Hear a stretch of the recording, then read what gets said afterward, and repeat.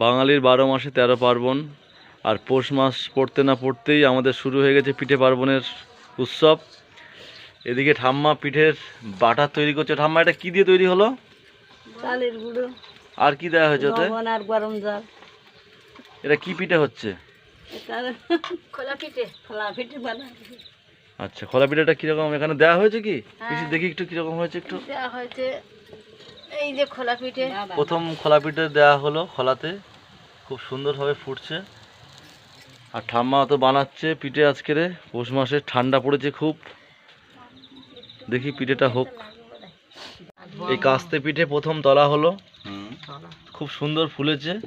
এগুলোকে খেজুরের গুড়ের সঙ্গে খেলে খুব সুন্দর লাগে শীতকালে। আপনারা এখনো যারা এসবগুলো ট্রাই করেননি, আপনারা ট্রাই করতে পারেন। আমাদের গ্রামের মানুষরা এগুলোকে বলা হয় কাস্তে পিঠে। আর এদিকে পিসি আরেকবার দিচ্ছে ডাবু কাটিয়ে কাটিয়ে।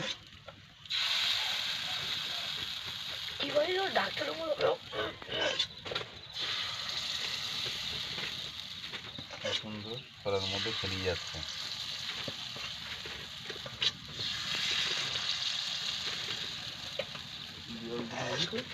উনুনে করলে আগুনটা একটু আস্তে দিতে হবে নাকি?